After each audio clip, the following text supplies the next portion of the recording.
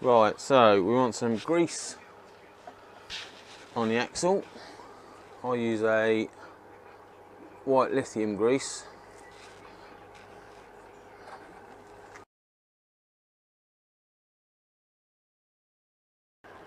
And as it rubs on any of the spacers or anything inside the wheel, it shouldn't create friction. So yeah, liberal coating of white grease. And it doesn't hurt to put some in the wheel as well.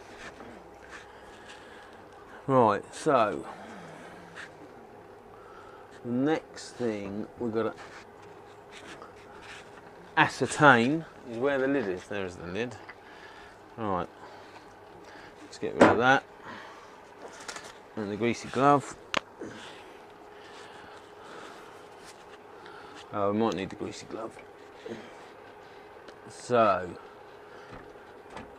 now what I do here is I work out which is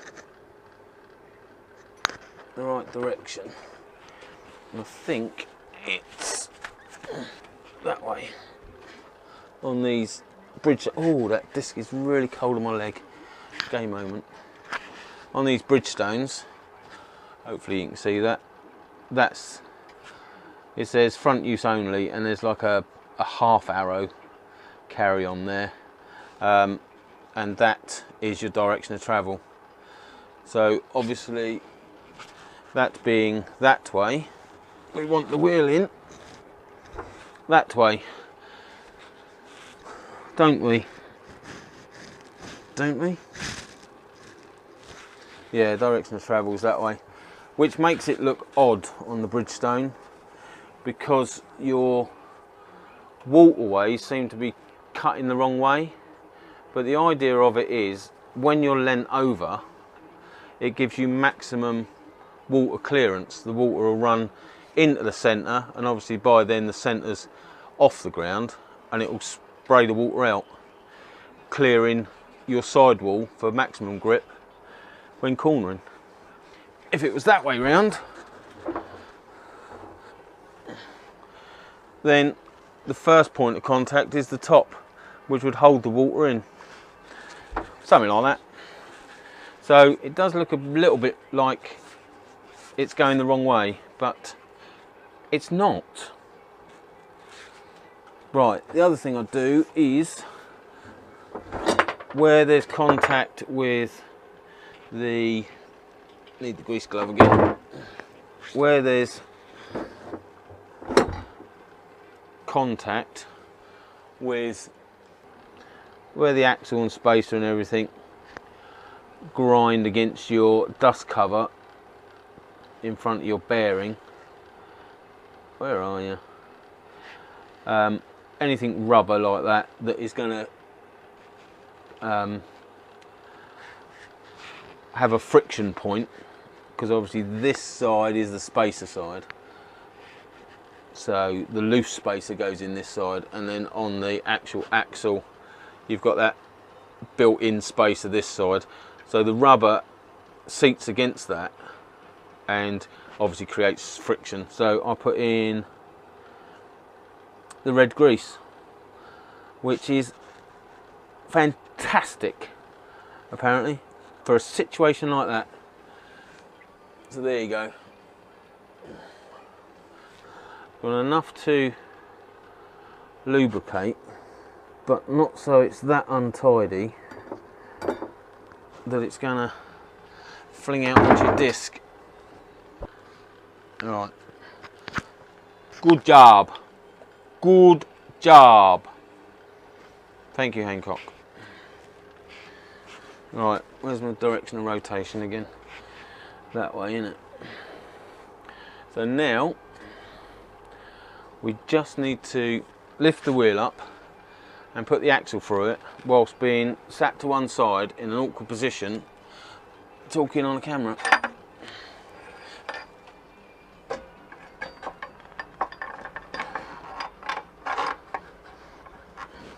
No, we don't. I need to put the spacer in.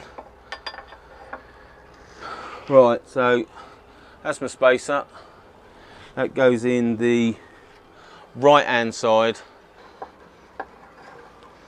Right. We should be somewhere near.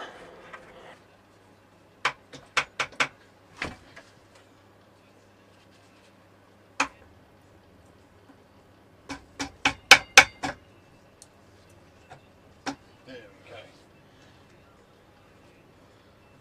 Right, so just make sure you get your spacer end started in that side, and then through it goes, and then where's my nut? Goes on.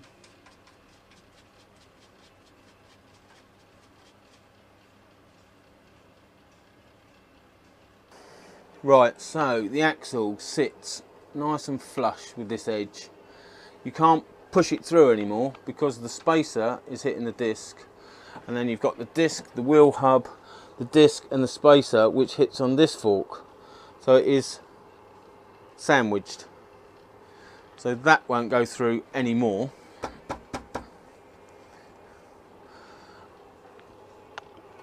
So that's just pinched. So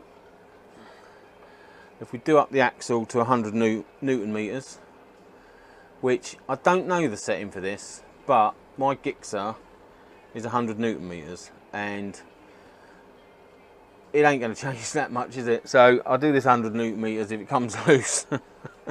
Hopefully I won't find out at high speed, but I'm going with 100 Newton meters. Sod the rest of the world. That's what I'm doing.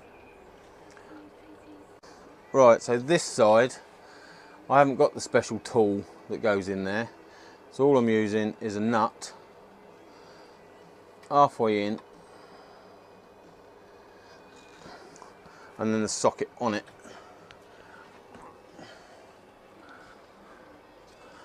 And then got the torque wrench set to 100 Newton meters.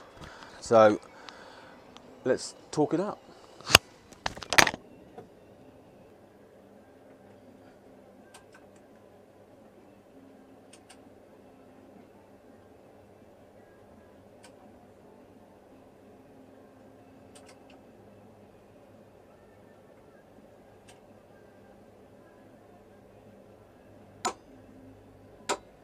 There you go. Right, so there you go, 100 Newton meters on the axle. Remember to unwind your torque wrenches. So yes, the nut side of things is 27 mil. In a nut used, this side is a 19 mil. So now the pinch bolts. Right, smaller torque wrench, as the pinch bolts are 23 Newton meters, again taken from my book for the GSX R, and I'm not just tightening one right the way up, give them a bit of piece, get an even spread. Don't know whether it makes a difference, but that's how I do it. There you go.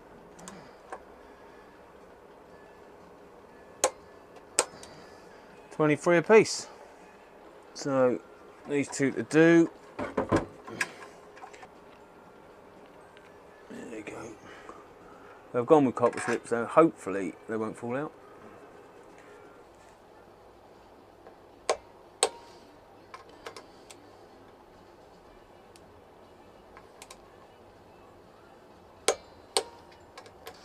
There you go, 23 a piece on them. Now to refit the calipers. So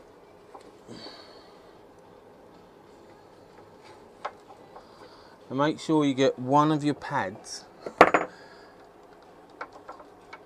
either side of the disc. And I have. It's just with the movement on the pin and the fact that I'm at this angle mounting it, you can quite easily just push it across and put the disc up, the wrong side. Or can you? I don't really know. I don't really know. It's just one of those things. I just thought, do you know what? What would happen if, do you know how you get them silly ideas? Like marriage. Right, so once again, I'll put a bit of copper slip. So out of the 4 bolts, there was only one, well, there was only one that had any trace of nut locker left. Right, again,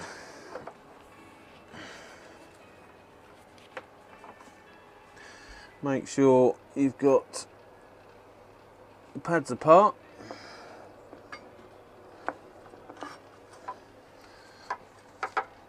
One either side.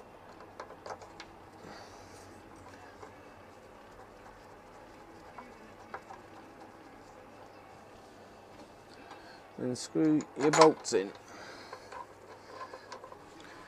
And as I said before, because you've been playing with the brakes, before you go screaming up the road, just roll the bike forwards, or even just if you're off the floor, give the wheel a spin and pump your brake to bring them pistons back out.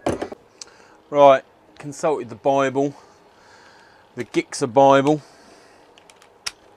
and the torque setting is 39.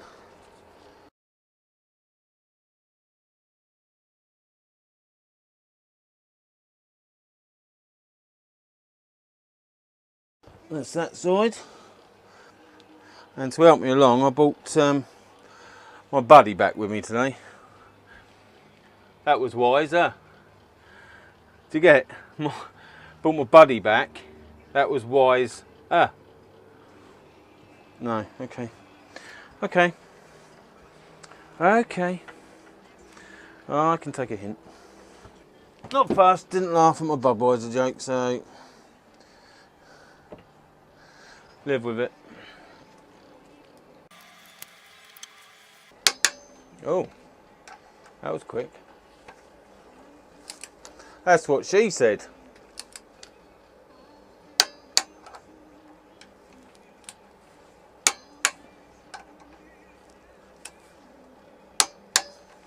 That is 39 Newton meters of torque.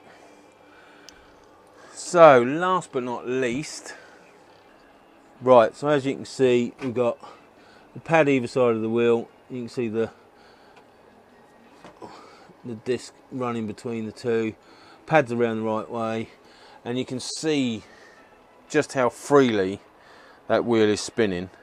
And usually you'll get the slightest bit of disc pad rub where they are held so close to the disc, and there's nothing there because obviously I've opened the pistons right back out after cleaning them. So what I need to do is just pump them back out. See how much travel I've got there, look, right back to the handlebar. Now you're just starting to hear the disc brake on the disc. Here they come. There you go, and that was quite a lot of pumps to get that. There you go, that's good hard lever again. Got to put my front fork protectors on, and that's it done.